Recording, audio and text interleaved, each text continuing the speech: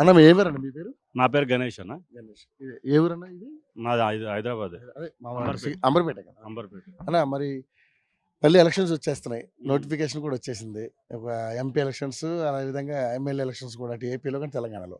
So మనకి ఇక్కడ MP elections మొత్తం 17 స్థానాలు ఉన్నాయి అవును. ఎంపీకి. సో అందులో హైదరాబాద్ ఒకటి అలాగా ఎంఐఎం అంటున్నారు. కానీ బట్ అక్కడ కూడా బీజేపీ క్యాండిడేట్‌ని ఒక ఆమెను పెట్టారు. ఆమె పేరు మాధవీలత గారు. సో ఇప్పుడు సికింద్రాబాద్ కాన్స్టిట్యున్సీ కింద వస్తుంది కాబట్టి ఎవరు మీ ఎంపీ ఎవరన్నా ఇక్కడ?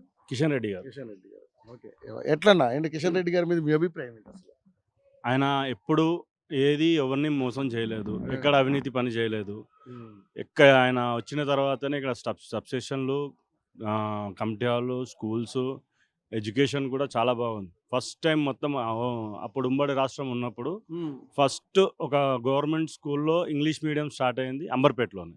ఓకే. ఆయన ఎక్కువ అసెంబ్లీలో కూడా మాట్లాడింది ఒక ఎమ్మెల్యే ఉన్నారు అంటే అవినీతి పైన, డెవలప్‌మెంట్ మీద మాట్లాడింది కిషన్ రెడ్డి గారు. అప్పటినుంచి ఆయన్ని టైగర్ కిషన్ రెడ్డి గారు అని పేరు కూడా వచ్చింది అతనికి. ఆయన ఎక్కడ ఇంకా ఒక రూపాయి కూడా అవినీతి పని చేయలేదు.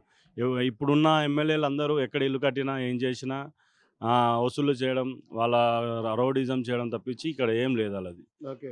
కిషన్ రెడ్డి గారు చేసిన డెవలప్‌మెంట్‌లే ఉన్నాయి. మీ అంబర్పేట ఎమ్మెల్యే ఉన్నాడు కదా కాల్వ కాలేరు వెంకటేశ్వర. వెంకటేశ్వర్లు.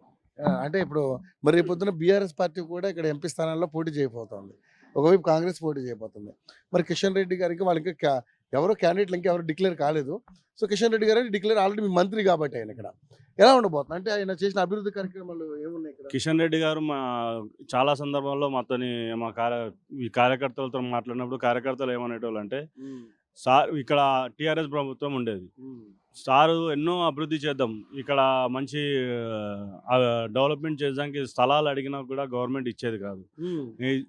ఆయన కేంద్ర మంత్రిగా ఉన్నప్పుడు ఇక్కడ లేజర్ షోస్, క్యాంపస్ డెవలప్మెంటు, అక్కడ ఉన్న రోడ్లన్నీ సెంట్రల్ గవర్నమెంట్ నుంచి వేయించినాయి. ఇప్పుడు అంబర్పేట మీద ఏదైతే ఫ్లైఓవర్ నడుస్తుందో దాని మీద ఒక చిన్న ఇష్యూ, కింద ఏమో శ్మశాన వాటిక, ముస్లిం శ్మశాన వాటిక, హిందూ దేవాలయం, అక్కడ పక్కన చర్చ్, ఇవన్నీ ఉన్నా కూడా ఎక్కడ చిన్న మత కలహాలు జరగకుండా ఆ పని చేయించిందా కిషన్ రెడ్డి గారు. ఇప్పుడు కూడా డిస్టర్బెన్స్, ఇప్పుడు ఎమ్మెల్యే అయినాక బీఆర్ఎస్ ఎమ్మెల్యే అయినా కూడా డిస్టర్బెన్స్ అయినా కూడా ఆ డిస్టర్బెన్స్ను కూడా కాకుండా దాని మీద మళ్ళీ ఫండ్ సెంట్రల్ గవర్నమెంట్ నుంచి తెప్పించి మధ్యలోనేమో ఐరన్ ఫ్లేవర్ కూడా వేపిస్తున్నారు.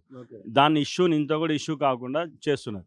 ఈ బీఆర్ఎస్ పార్టీ రాగానే అక్కడ మస్జిద్ ఉందని, అది ఉందని, సార్ కిషన్ రెడ్డి సార్ ఎక్కడ చూసినా ఎవ్వరికి అన్యాయం జరగద్దు, ఏ మత కళాలు జరగద్దని ఆయన ప్రయత్నించేటవారు.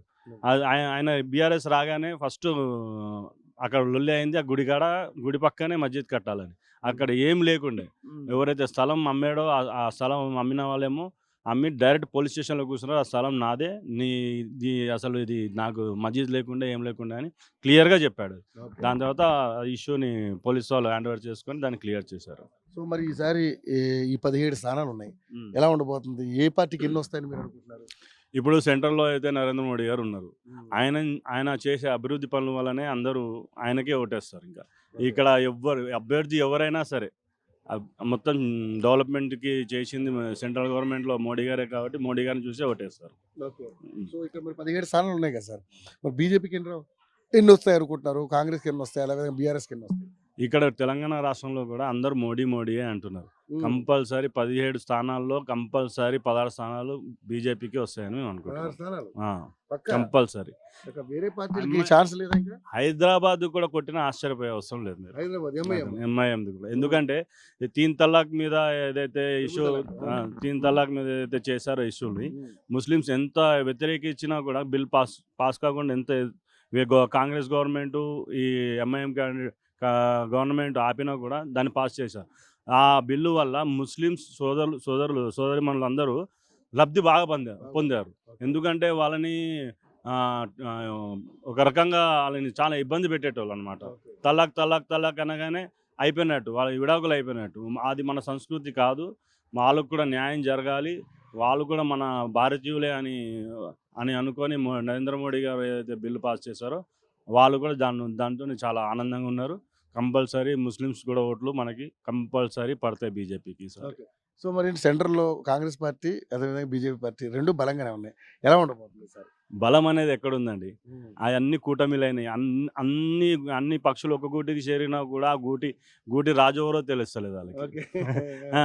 వాళ్ళ దాంట్లో ఎవరు ప్రైమ్ మినిస్టర్ అనేది వాళ్ళకే క్లారిటీ లేనప్పుడు ఆళ్ళ బలం ఎక్కడున్నది వాళ్ళకి? ఇటువంటి నాయకుడు మళ్ళీ వస్తారా? నరేంద్ర మోడీ గారు వచ్చాక ఎక్కడ ఒక చిన్న మత కలహాలు లేవు, బాంబ్ బ్లాస్టులు లేవు. ఎక్కడ చూసినా డెవలప్‌మెంటు, ఎక్కడ చూసినా రోడ్లన్నీ అభివృద్ధి చెందుతున్నాయి. హైవేస్ అన్నీ ఎక్సలెంట్ అయినాయి. ఇంత అభివృద్ధి చెందినాక ఎవరు ఎన్ని పథకాలు మన నిజంగా ఒక బీజేపీ కార్యకర్తకు కూడా గుర్తులేనన్ని పథకాలున్నాయి లబ్ధి పొందడానికి. ఆయన మిడిల్ క్లాస్ ఫ్యామిలీ నుంచి వచ్చాడు కాబట్టి మిడిల్ క్లాస్ వాళ్ళకి చాలా పథకాలు తీసుకొచ్చారు. అందరూ లబ్ధి పొందుతున్నారు. అందరికి ఇంకా మంచి కార్యక్రమాలు చేయడానికి కూడా రెడీగా ఉన్నారు. మూడోసారి ప్రధానమంత్రి అయ్యే అవకాశం ఉందా? కంపల్సరీ 100% అవుతారు. కిషన్ రెడ్డి ఇక్కడ? కిషన్ రెడ్డి గారు కూడా ఆయన చేసిన అభివృద్ధి పనులకి అందరు కంపల్సరీ ఆయనకి వేస్తారు vote. Thank you so much.